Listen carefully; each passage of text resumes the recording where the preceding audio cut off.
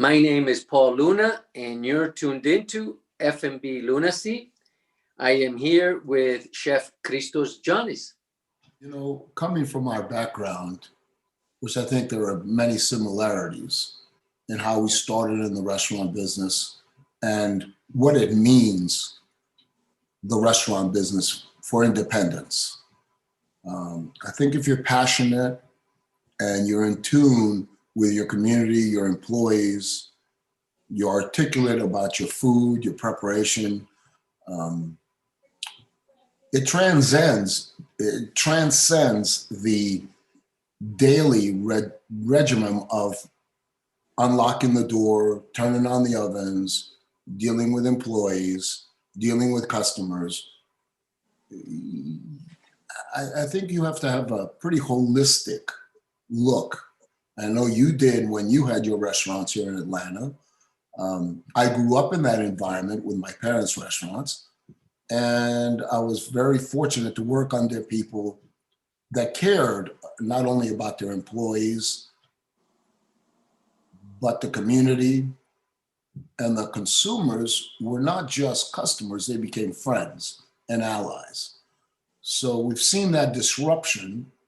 After 41 years of many restaurants, I've closed my last restaurant due to COVID and the inability to coordinate any reasonable agreement with the landlord. How did we define ourselves and how do we move forwards in this time? Tell us about what you see in the restaurant industry today before COVID and during COVID. I think that COVID has exacerbated some basic structural defects within the independent restaurant industry. So I've been in the restaurant industry in Atlanta for 40 years. And during that time, I've seen the emergence of a class of restaurants in the last couple of decades that are more driven by developers who seek large spaces, thereby giving larger amounts of TI to induce and attract restaurateurs. At one time, you had to be a pretty good businessman and know the fundamentals behind operational vitality. You had to be mindful of costs of goods, return on investment, payroll. You were a multitasker on many levels. Well, that became very, very complex and complicated with the onset of all these licensing fees, taxes, cost of goods going up, and relative increases in rent where you're paying an inordinate amount of money for rent and you're not necessarily, you may be a great chef, but not necessarily a good businessman. So you have to keep those two together. So there was that group, I would say 15%, that were teetering before COVID. And once COVID hit, there was just no way to be sustainable. So here we are. We'll probably lose 25% or more of independent restaurants due to a combination of factors, not the least of which is the inability to be financially sound with rents and insurance and utilities and the ongoing daily expenses of running a business. What happens after a chef leaves the industry, after 40 years in the business? What a great question. Because we've been defined by our daily routines.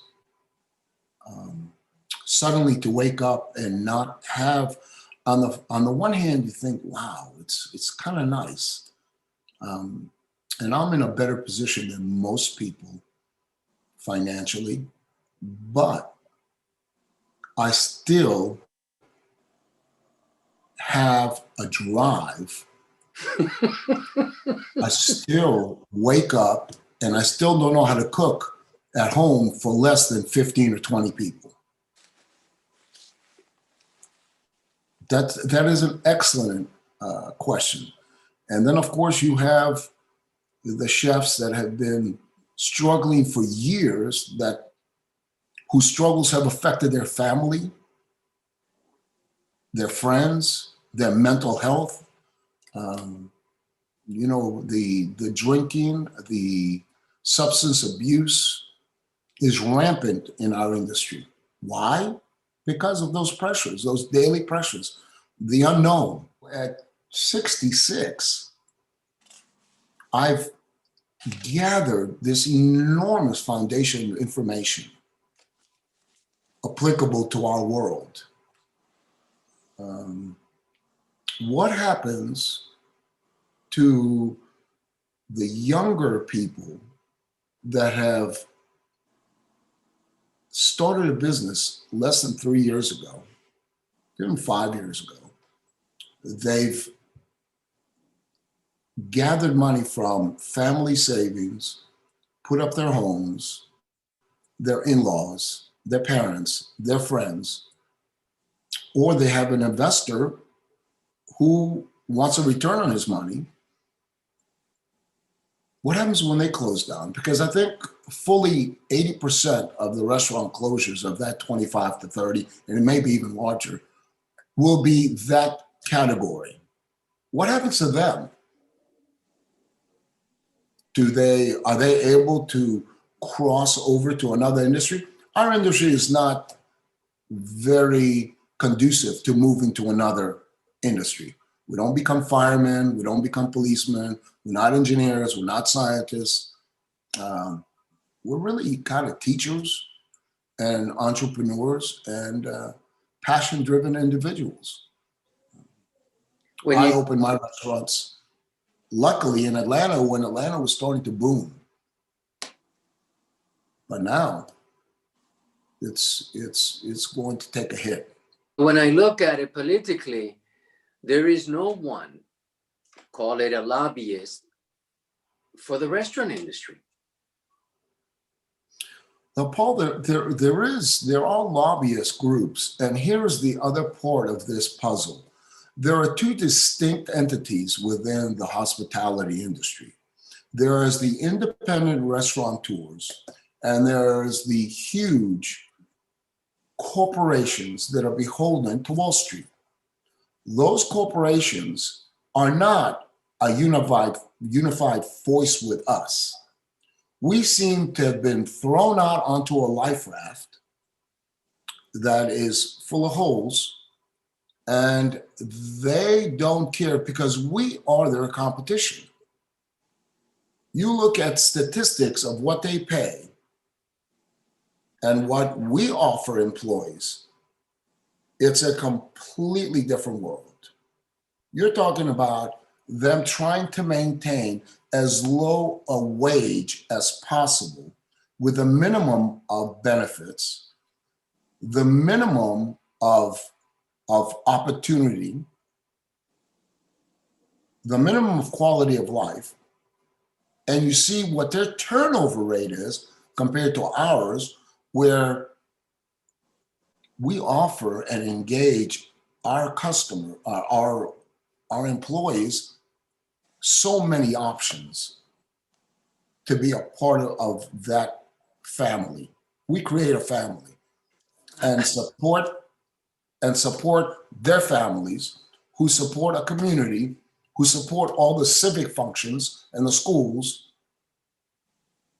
And that's who independents are. Well, multi-units don't want that competition because they're going to have an enormous amount of capital stock that they can pay very little and is very well trained. You're laughing, aren't you? I am laughing because I am glad that you corrected me. Because yes, they are lobbyists, except that I forgot one thing. They're not lobbyists for us. Fast food restaurants are restaurants. They are? We have to define restaurant. Well, Chick-fil-A is a restaurant. It is? Yes. McDonald's is a restaurant. They are classified as restaurants. The consumer is also unaware of that. A restaurant within a community was owned by, whether they be immigrants, Americans, locals. It was part of the community. Once a restaurant ceases to be a part of the community, it loses its vitality, loses its engagement at every social level in that process. And that's where we are now. Developers still don't have the concept of mutual success. So if I am successful, you're successful.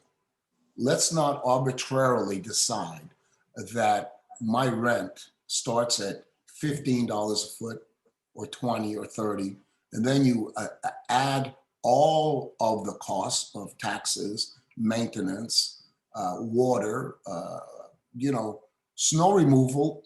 When there is no snow removal, why not just share in the profits, as you said before?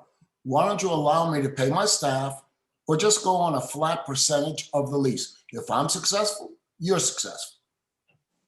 But their thought is not doing that, because very few of them hold on to a property. They want to sell it. When we first came to America, 1963, father and mother with 2 children, and my father decided to open a restaurant. And he went with my uncle and learned from a Greek immigrant who was a baker and pastry chef in Boston, Massachusetts. And then they came out. They had saved a year, 2 years worth of money, and very modest. And they opened a very small place in a very rural town. And they were incredibly successful because they worked very, very hard, but they were very, very successful. I grew up in that environment. Well, being arrogant and being educated, I thought I knew more than them.